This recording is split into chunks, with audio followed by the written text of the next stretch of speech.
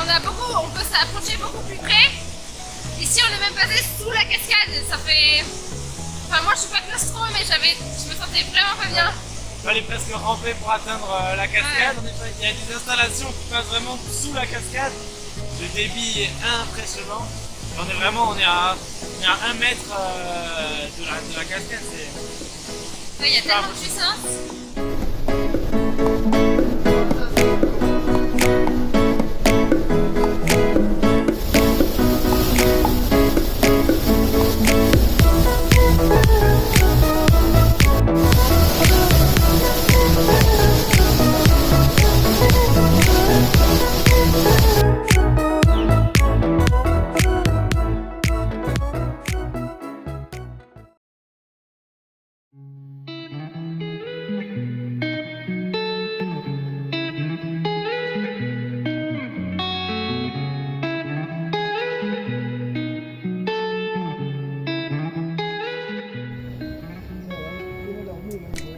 Faut qu'on boive tout, comme ça après ils nous sortent la chair de coco à manger.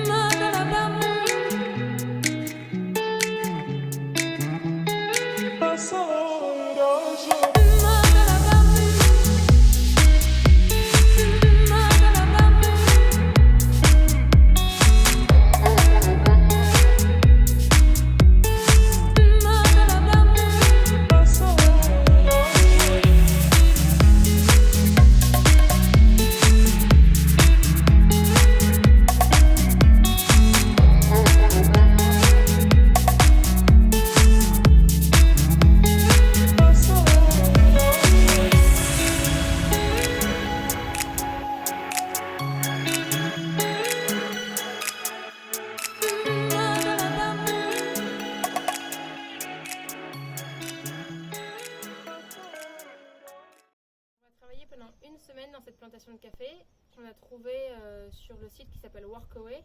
Donc en fait Workaway ça met en relation les voyageurs comme nous qui veulent travailler quelque part en échange du gîte et du couvert. Donc ça peut être n'importe où, dans un orphelinat, dans une famille qui a besoin d'aide pour faire l'école, dans l'agriculture. Et d'un autre côté ça nous met en relation avec les gens qui ont besoin d'aide dans leur entreprise. Donc nous on est super contents parce qu'en Équateur on voulait faire soit du café soit du cacao et on a trouvé dans cette plantation de café.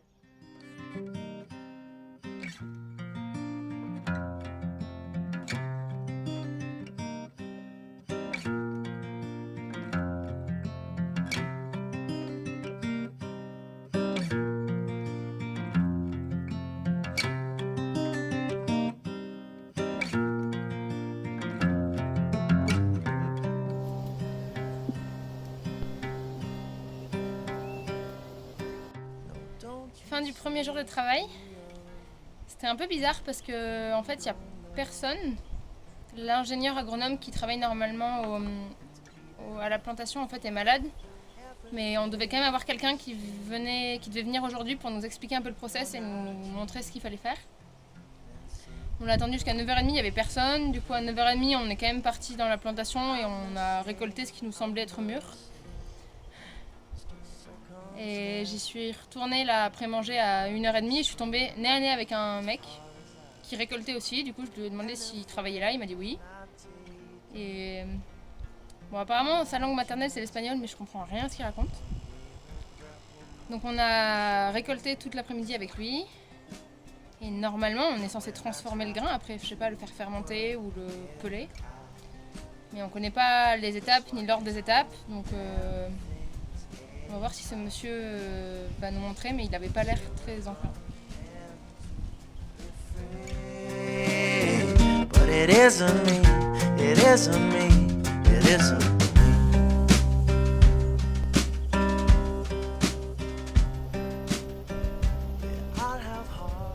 Donc c'est la fin de la journée, on a ramené tous les sacs de café.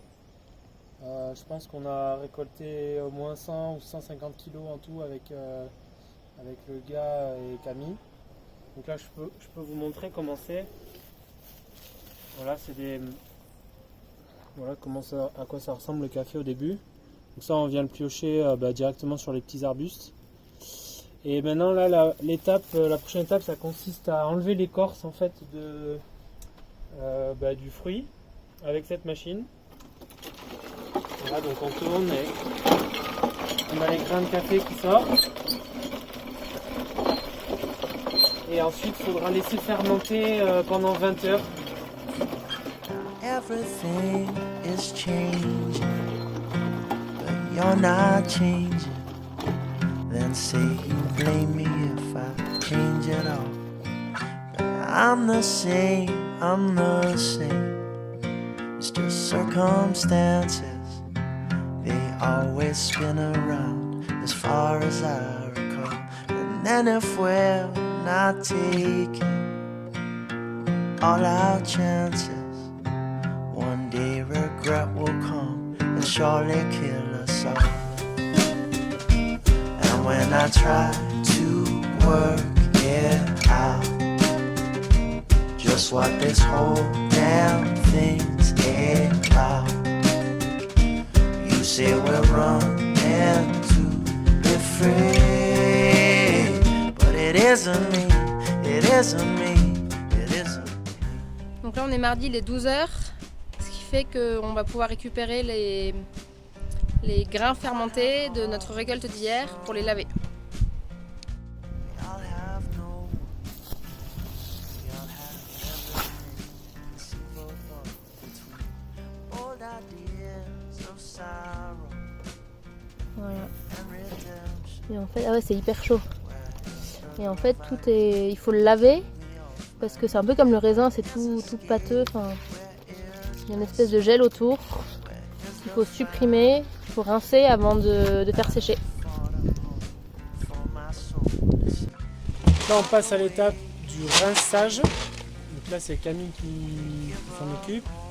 Donc en fait, ça consiste juste à mettre les grains fermentés dans une grande bassine d'eau et à remuer pour que ça enlève tout l'aspect gluant des grains. Et on renouvelle ça 4 ou 5 fois jusqu'à ce que le grain soit bien lavé, bien sec. Il n'y a pas beaucoup d'eau là.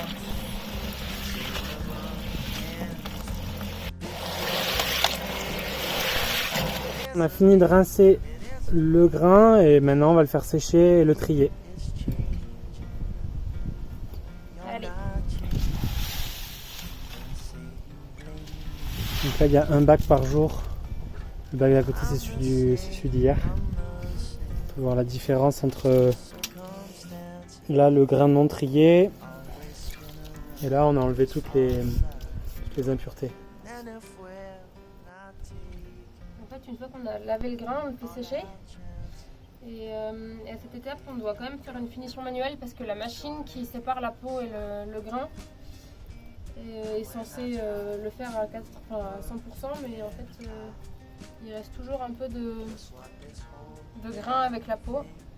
Donc ceux-là, on les élimine à la main. Et mine de rien, ça prend quand même pas mal de temps. Hier, on a dû y passer 2 heures. Et visiblement, on n'a pas fini.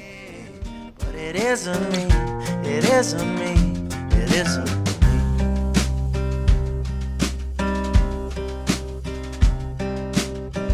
We all have hearts for someone. We all have no one.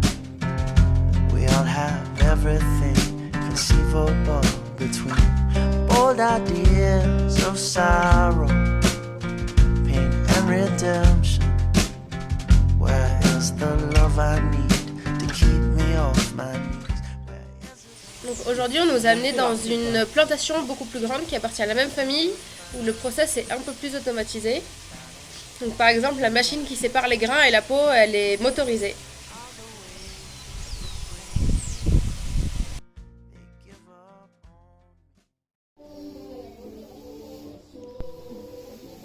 Donc ici, il travaille presque 60 personnes pendant la saison de la récolte. Et ils produisent 1500 kg de café dans l'année.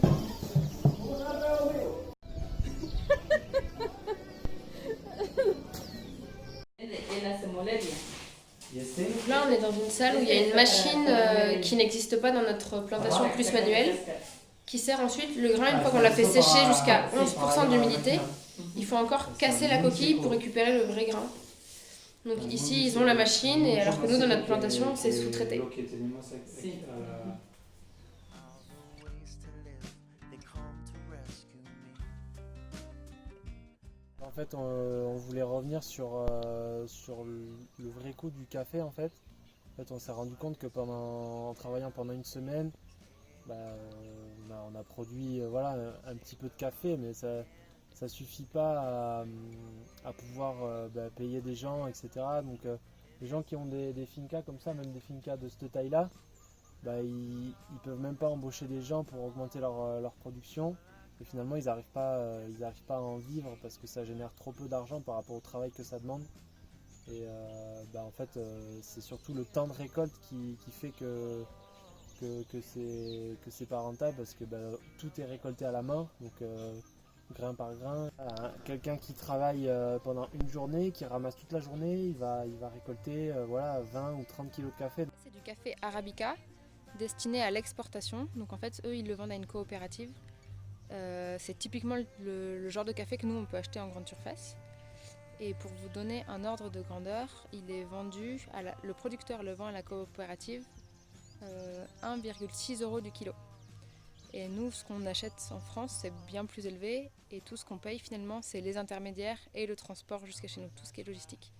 Voilà, et donc les fincas qui peuvent vraiment vivre de leur production, c'est les fincas qui sont énormes, qui font plusieurs centaines d'hectares et qui emploient plusieurs personnes, mais où là, la production est tellement grande que ça suffit à rattraper les coûts du personnel, etc. Mais sur des petites fincas comme nous on a visité, un peu familiales, etc., ils sont obligés de générer du revenu autrement, donc soit par le tourisme, soit par d'autres types de production. Ils font pousser des bananes ou du yucca ou voilà, toute autre source de revenus est bonne pour réussir à vivre finalement.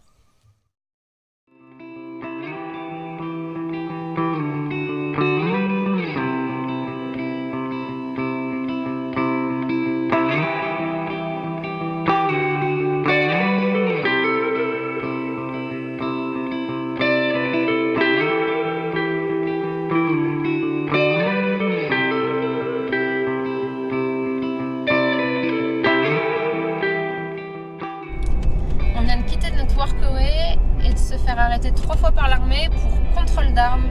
Parce qu'en fait, dans la région, il y a une mine d'or.